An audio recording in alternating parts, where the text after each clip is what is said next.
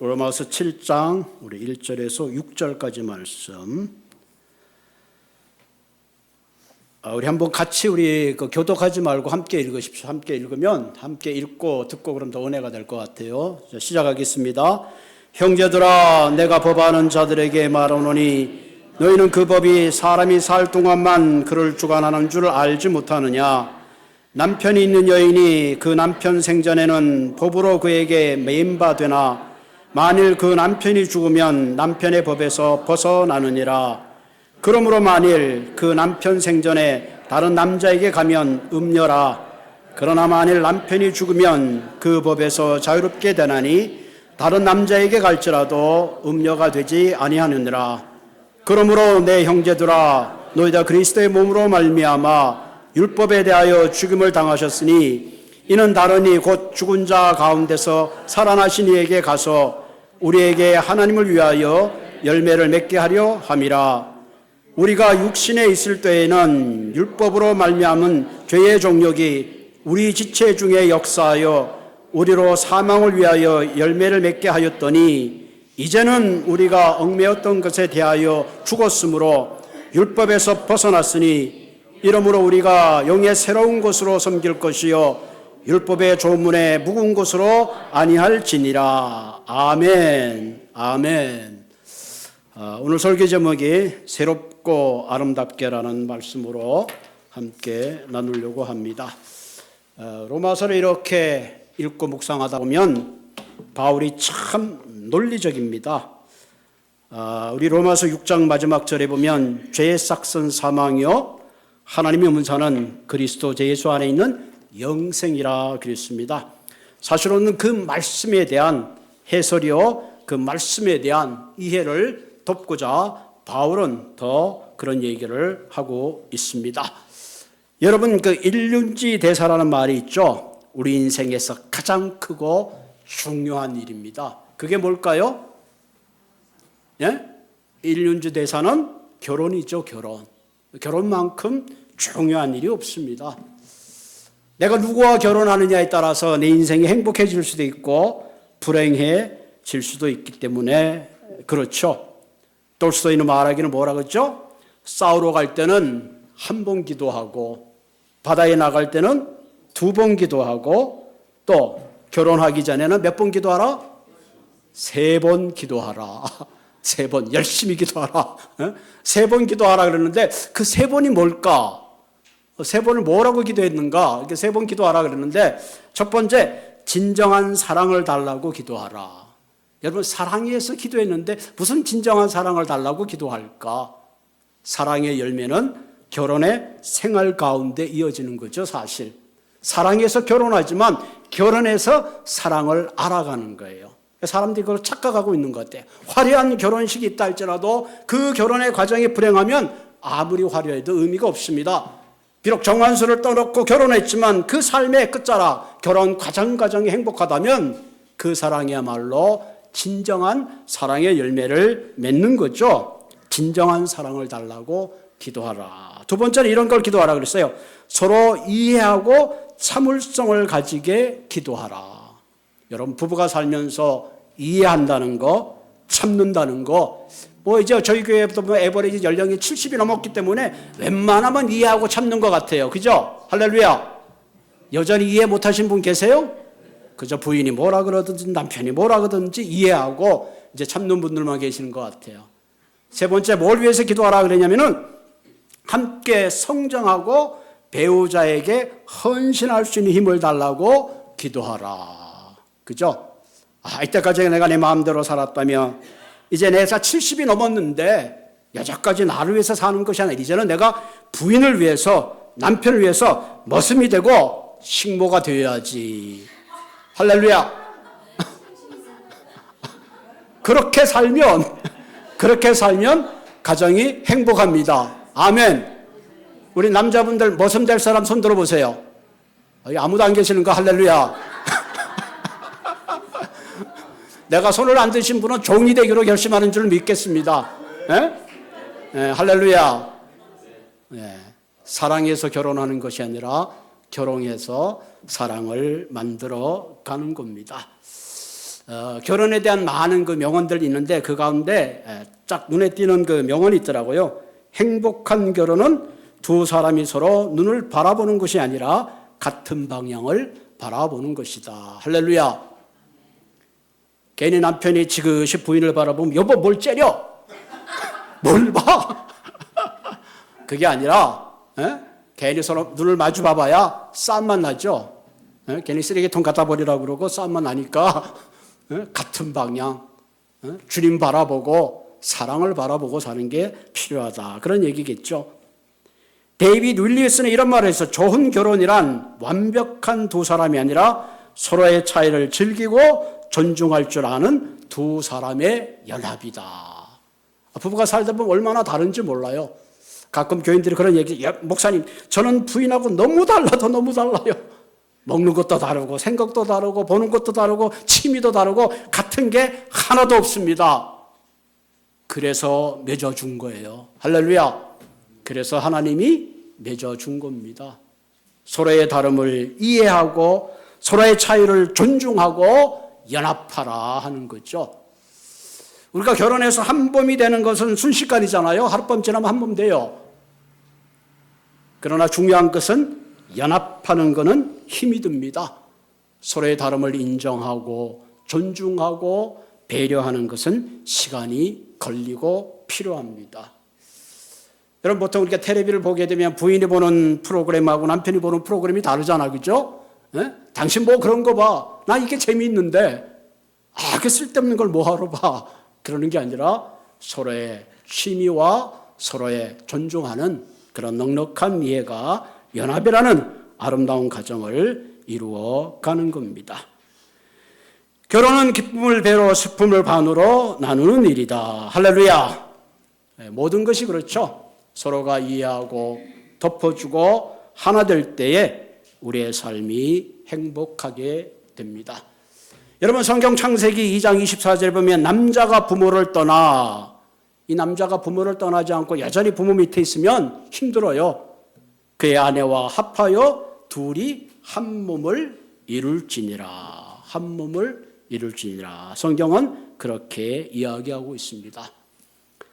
우리가 사랑해서 결혼하지만 결혼하고 나면 반드시 서로의 책임감과 의무가 있습니다.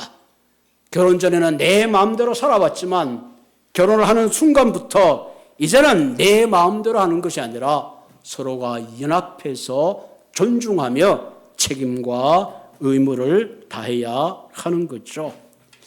바울이 오늘 본문은 결혼 생활과 그 과정을 통해서 우리가 주님과 결혼하고 혼인했다면 이제 주님의 거룩한 신부로서 어떤 삶을 살아야 되느냐, 삶에 대한 이야기를 조목조목 이야기하고 있습니다.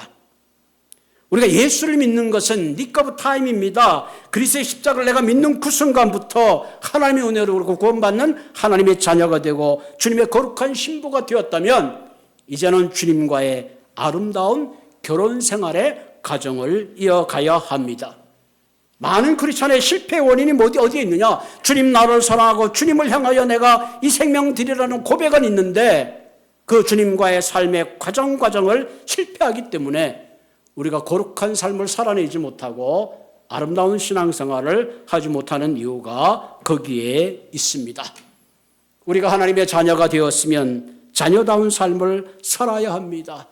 내가 결혼해서 한 남자의 부인이 됐으면 서로의 신실한 마음으로 존중하며 서로를 바라보며 살 수 있어야 합니다.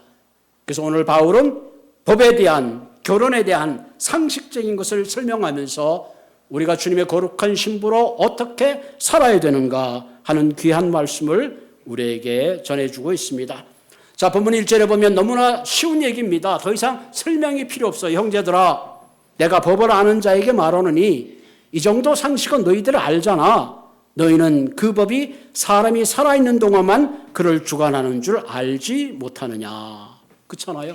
내가 많은 빚을 졌어요. 많은 잘못을 했어요. 내가 살아있는 동안 그 빚을 갚아야 되고, 내가 잘못해서 살아있는 동안 감옥도 살아야 되고, 내가 살아있는 동안 그 법의 조촉을 받지만 죽고 나면 아무도 관여할 수가 없어요. 죽어버렸기 때문에. 죽어버렸기 때문에 더 이상 뭐 페널티도 감옥에 보낼 수도 없고 이제는 그 모든 법의 굴레에서 벗어나는 것이 아니냐, 그렇게 얘기를 하고 있습니다. 그러면서 2절에도 친절하게 설명하고 있습니다. 자, 2절에 볼까요? 자, 남편이 있는 여인이 남편이 생전에는 법으로 그에게 매인 바 되나니 만일 그 남편이 죽으면 남편의 법에서 벗어나느니라. 아멘.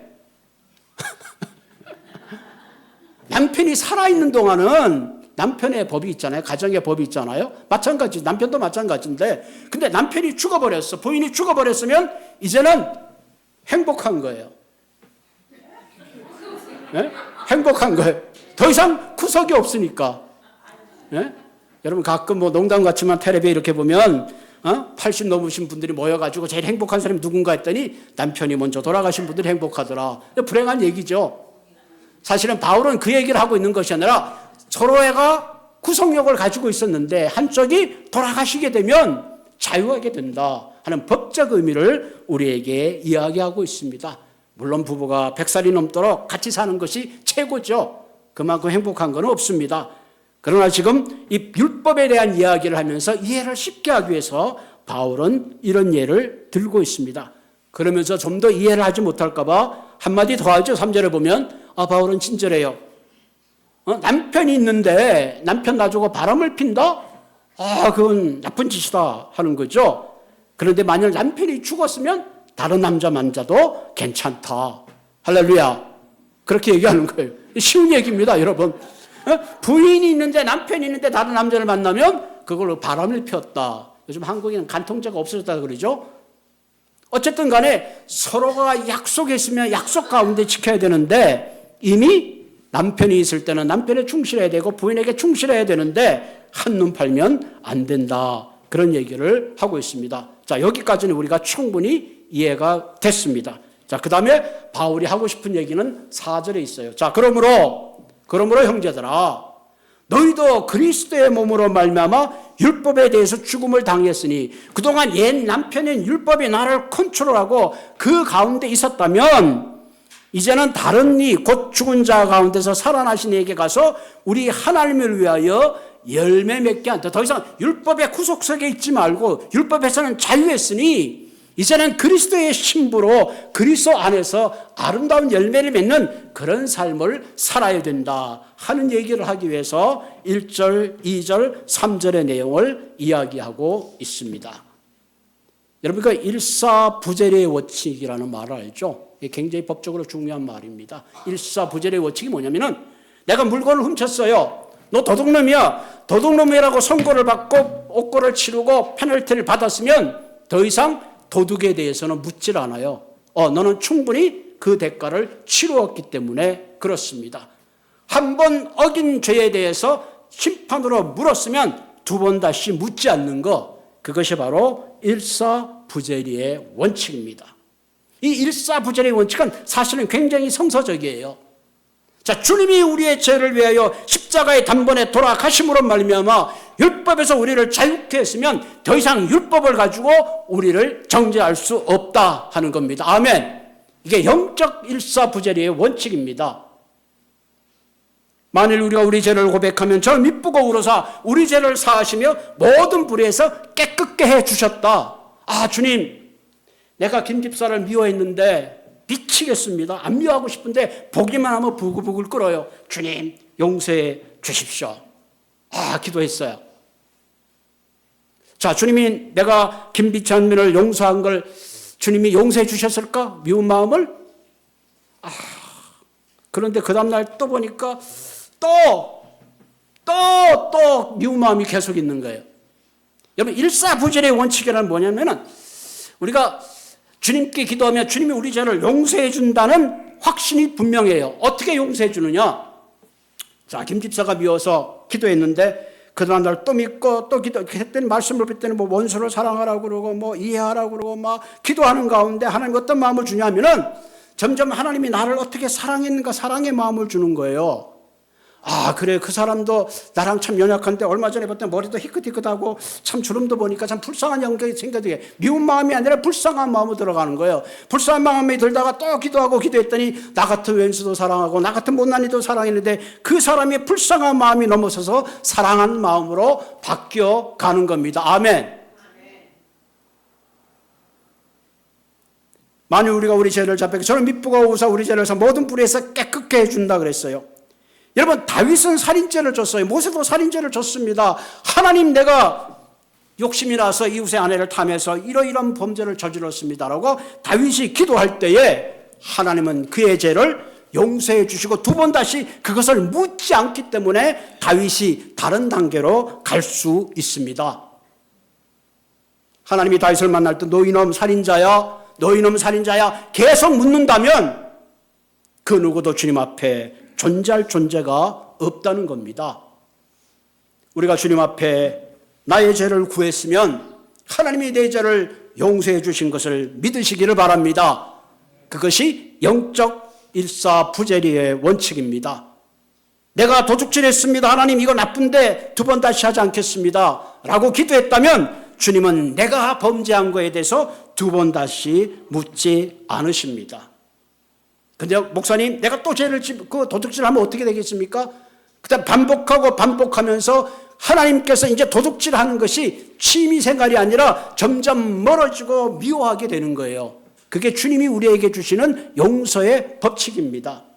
예전에는 도둑질하는 게 즐거웠고 그 마음을 감당할 수 없었는데 이제는 그것이 미워지고 부질없어지는 거예요. 여러분, 마음에 그 분내는 마음이 분내는 마음. 여러분, 자녀를 키우다 보면 가끔씩 화가 나서 자녀들에게 소리를 치고 분낼 때가 있잖아요. 제가 한번 그런 경험을 했는데 자녀들에게 분을 냈습니다. 그 자녀들이 그 아버지의 모습에 두려워하고 떠는 그 한순간의 그 모습을 보면서 내 자신에 있는 악을 봤어요. 아, 이게 정말로 나쁜 거였구나. 분내면 안 되겠다. 화내면 안 되겠다. 화내는 자체가 이처럼 두려운 것이 있는 줄 몰랐다. 그 분냄이 싫어지고 그 다음부터 분내는 내 자신이 싫어지고 이제는 분내는 마음보다는 온유해지고 사랑하는 마음으로 주님이 다듬어 간다는 사실입니다. 아멘. 그것이 주님이 우리를 용서해 주시고 점점 미운 마음이 없어지고 분노가 없어지고 온유함이 없어지고 옛날에는 쾌락이 좋았는데 그런 것들이 부질없어지고 주님의 거룩한 모습으로 나아가게 된다는 사실입니다. 여러분, 요한복음 5장 24절에 보면 내가 진실로 진실로 너희에게 이르노니 누구든지 내 말을 듣고 나 보내신 이를 믿는 자는 심판에 이르지 않고 사망에서 생명으로 옮겼다. 히브리서 9장 27절에 보면 한 번 죽는 것은 사람에게 정하신 것, 그 후에는 심판이 있다 그랬는데 모든 사람이 죽으면 심판을 가는데 예수를 믿는 사람은 사망에서 생명으로 옮겨졌다. 어떻게? 이미 예수님께서 내 죄값을 지불하셨기 때문에 더 이상 그 심판에 대해서 하나님께서 열애시켜 주신다. 일사부재를 위해서 율법에서 너는 자유했다는 것을 선언하기 때문에 그렇습니다. 그래서 우리가 예수를 믿으면 내가 영생을 얻고 예수를 믿으면 심판에 이르지 않는다는 이유가 말씀에 근거해서 있다는 것을 여러분들이 기억하시기를 바랍니다.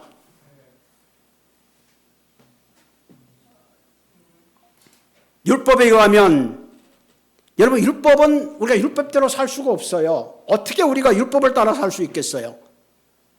한 청년이 예수님께 와서 예수님, 내가 어떻게 하면 영생을 얻겠습니까? 그래, 네가 계명을 다 지켰느냐? 아, 예수님 다 지켰습니다. 다 지켰습니다. 이웃의 재물을 탐내지 않고 간음하지 않고 이웃을 내 몸처럼 돌봤습니다. 아, 그래, 너 정말 대단하구나. 너 정말 잘했어. 그래, 너 정말 영생을 얻고 싶고 나를 따라오고 싶어? 그러면 네가 가진 재물을 다 이웃에게 나눠줘. 그리고 나를 따라와라. 그 청년이 어떻게 했겠어요? 근심하고 돌아갔더라. 근심하고 돌아갔더라. 여러분, 우리가 오늘 본문을 통해서 내가 어떻게 하면 그리스도의 신부로 거룩한 삶을 살아낼 수 있을까? 바울은 우리에게 세 가지를 이야기하고 있습니다. 사랑으로 시작하라는 겁니다. 주님이 나를 거룩한 신부로 맞아들이기 위해서 내게 어떤 사랑의 대가를 지불했는가 하는 것을 깨달으라는 얘기입니다. 본문 4절에 볼까요? 마지막에 그리스도의 몸으로 말미암아 십자가의 죽으심으로 말미암아 나의 죄값을 다 청산함으로 말미암아 텔레테스타이 내가 지불해야 되는 사형 선고를 주님이 대신 맞음으로 말미암아 율법에 대하여 죽임을 당했다. 주님은 죄가 없는 분입니다. 그래서 동정녀로부터 탄생했어요. 그럼에도 불구하고 우리의 죄 때문에 율법의 죄의 선고, 죄의 삭선 사망이기 때문에 나를 위하여 십자가에서 죽임을 당하신 겁니다. 그래서 나를 위해 죽임을 당하셨기 때문에 더 이상 율법이 우리에게 죄를 물을 수가 없게 된 것입니다. 그런데 문제는 여기서 끝난 것이 아니라 죽으시고 끝나버린 게 아니라 다시 부활하신 겁니다. 할렐루야. 그래서 죽음 가운데 부활하신 주님의 부활이 그래서 크리스찬의 삶 가운데 부활주의, 부활의 의미가 얼마나 위대한지 몰라요.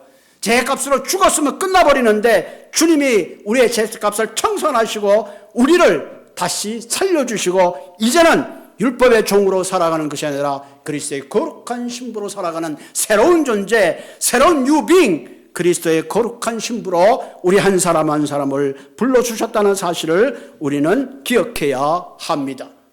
이 놀라운 사실을 깨달을 때에 우리는 그리스도 안에서 진정한 자유를 누릴 수가 있는 겁니다. 여러분, 이 땅을 살아가는 사람 가운데 상처가 없는 사람이 누가 있겠습니다? 여러분, 아무리 화려한 황궁에 산다고 행복한 것이 아니에요. 내가 쓰고 남을 돈이 많이 있다고 인생은 행복한 것이 아닙니다.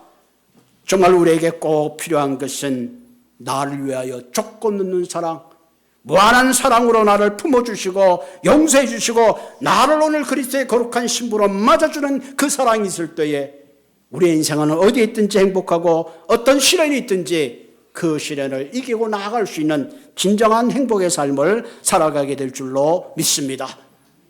오늘 나를 신부로 맞아주시는 주님의 그 사랑 깨닫기를 바랍니다. 어떤 사람이 죄인을 위하여 자신이 죽고 자신이 죄인을 위해서 죽고 그 사람을 자신의 신부로 맞을 인생이 어디에 있겠느냐 하는 겁니다. 주님은 저와 여러분을 위하여 친히 십자가에 죽으시고 우리를 거룩한 신부로 맞으시기 위한 모든 사랑을 준비하고 기다리시는 줄로 믿습니다. 그 사랑의 깊이를 알 때에 우리의 삶은 세상의 쾌락에 제하는 것이 아니라 주님의 말할 수 없는 은혜와 긍휼 가운데 살아가게 될 것입니다. 두 번째, 우리가 주님의 거룩한 신부로 살아가기 위해서는 결혼 생활을 방해하는 장애를 제거해야 합니다. 그 장애가 뭘까? 5절에 한번 보십시다. 자, 우리가 육신에 있을 때에는 율법으로 말미암아 죄의 종력이 우리의 주체 중에 역사했다. 여러분, 우리가 주님의 거룩한 신부로 살려고 하는데도 여전히 우리는 지체 가운데 살고 있기 때문에 내 안에 여전히 육신의 지체가 역사한다. 그러고 싶지 않은데 자꾸 그런 마음이 들게 되고 그런 행동을 하게 되는 거예요. 그 결과 우리는 사망의 열매를 맺을 수밖에 없었다 하는 거죠. 우리가 주님의 거룩한 신부로 살아가는데 그 삶의 신부가 되는 걸 방해하는 게 있는데 그것이 뭐냐? 바로 우리가 가지고 있는 죄의 정욕들입니다. 죄의 정욕들, 옛 습관들, 옛 유혹들, 그런 것들이 우리로 하여금 우리의 결혼 생활을 파탄나게 하고 관계를 무너뜨리고 있다 하는 겁니다. 여러분, 아가서 2장 15절에 보면 사랑하는 여인이 만나가지고 아주 이쁜 포도원을 만들었습니다. 그 포도원에 포도가 연글고 꽃이 피고 포도가 연글어야 되는데 작은 여우 한 마리가 그 포도원 담장에 구멍으로 들어와 가지고는 그냥 포도나무를 갉아먹고 포도를 흩어져 버리고 말았습니다.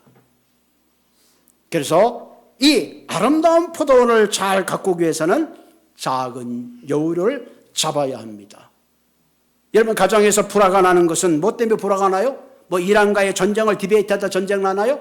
별거 아닌 사소한 문제가 불씨가 되고 사소한 부정이 큰 부정이 되고 고집이 불통이 되어 소통이 마비되고 결국은 서로가 상처가 되고 등지게 되는 그런 경우를 우리는 종종 보게 됩니다. 예수님과 우리의 관계도 작은 여우를 잡아야 합니다. 내 안에 들어오는 불신앙을 잡아내야 됩니다. 내 마음에 생겨나는 욕망의 불씨를 끌 수 있어야 됩니다. 죄의 정욕이 점점 커져서 결국은 온몸을 불사르게 되는 그런 경우를 우리는 보게 되죠. 그러면 어떻게 작은 열매를 잡을 수 있을까? 뭐 여러 가지 방법이 있지만 가장 첫 번째 방법은 틈을 주면 안 돼. 틈을. 작은 여는 조그만 틈을 타고 들어오기 때문에 그래요. 저희 집에 개가 한 마리가 있는데 이렇게 담장을 다 둘러놨어요. 어떤 개가 어떻게 문도 안 열리는데 튀어나왔어요. 이게 왜 튀어나왔지? 담장을 둘러봤더니 밑에 구멍이 있는데 그 개구멍으로 튀어나온 거예요. 그래서 그 돌로 틀어막았더니 두 번 다시 못 나오더라고요. 여러분, 우리가 신앙생활 할 때도 작은 틈을 틀어 막아야 돼요. 한 번 빠지고 두 번 빠지면 꼭 교회를 가야 되나? 기도의 자리에서 멀어지면 멀어질수록 나를 향한 주님의 사랑의 음성으로부터 멀어질 수밖에 없습니다. 복 있는 사람은 악한 꾀를 쫓지 아니하고 죄인의 길에 서지 아니며 오만한 자리에 앉지 않는다. 악한 생각이 나면 그 생각을 따라가며 행동되고 행동하게 되면 죄의 자리에 서게 되는 거예요. 그렇기 때문에 그렇지 않은 내가 있어야 될 자리, 내가 가지 말아야 할 자리, 내가 해야 될 일들을 분별할 수 있어야 합니다. 틈을 주면 안 돼요. 주일날 어떻게 하면 빠질 수 있을까? 틈을 줘도 빠지는데 그렇게 생각하고 있으면 오만 가지 이유가 생기는 거예요. 내 삶의 우선순위가 어디에 있는가? 그것을 결정해야 합니다. 성경은요, 굉장히 단호합니다. 여러분, 우리가 신앙생활을 굉장히 편안하게 하고 있지만요, 성경을 자세히 읽으면 이 신앙생활이 얼마나 어려운지 몰라요. 내 손이 범죄하거든 찍어버리라 그랬어요. 그리고 차라리 두 손을 가지고 지옥 가느니 한 손으로 가지고 천국 가는 게 낫다고 이렇게 얘기하는 거예요. 내 눈이 범죄하거든 내 눈을 빼어버리라 그랬어요. 얼마나 단호한지 몰라요. 우리가 세상을 살면서 조금만 틈을 주면요, 금방 세속화되고 세상의 것을 따라갈 수밖에 없는 거예요.